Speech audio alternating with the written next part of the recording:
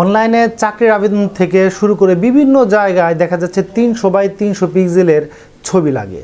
তো 300 বাই 300 পিক্সেলের ছবি আপনি কিভাবে করবেন অনলাইনে এবং ফটোশপে।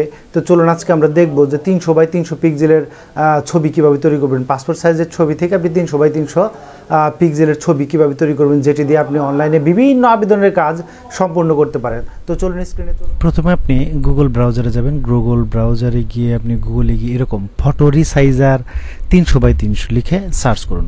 সার্চ করলে দেখবেন শুরুতেই রিসাইজ ইমেজ টু 300 বাই 300 এরকম একটি লিঙ্ক চলে আসবে। এই লিঙ্কে আপনি চলে যাবেন।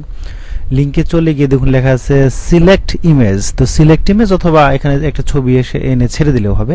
তো দেখুন এখানে ওয়াইড এবং হাইট 300 বাই 300 দেওয়া আছে। তো সেক্ষেত্রে আপনি সিলেক্টে ক্লিক করবেন। সিলেক্টে ক্লিক করলে আমরা ছবি নিয়ে নেব। ছবি নেওয়ার পরে এই যে ছবি 300 বাই 300 হয়ে গেছে, জাস্ট রিসাইজে ক্লিক করব। রিসাইজে ক্লিক করলে আমাদের ছবিটা কিন্তু সাইজ হয়ে গেছে। জাস্ট ডাউনলোডে ক্লিক করব এবং দেখুন মাত্র 31 কেবিতে আপনার ফটোটা রিসাইজ হয়ে গেছে। দেখুন ফটো 1। তো আমরা এই ফটো 1 গিয়ে এখন যদি দেখি এই যে চলে আসছে, দেখুন এই ছবিটা একটু চ্যাপ্টা হয়ে গেছে। আমাদের যে মূল ছবিটা সেই ছবি থেকে এই ছবিটা আসলে একটু চ্যাপ্টা হয়ে গেছে। এই দেখুন আমাদের মূল ছবি এই ছবিটা হচ্ছে একটু চ্যাপ্টা দেখাচ্ছে।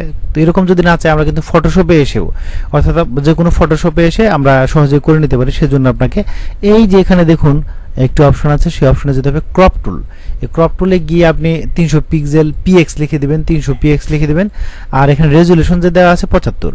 তো রেজুলেশন 75 দিয়ে জাস্ট আপনি উপরে এরকম ড্রাগ করবেন। ড্রাগ করলে দেখুন সিলেক্ট হয়ে গেছে।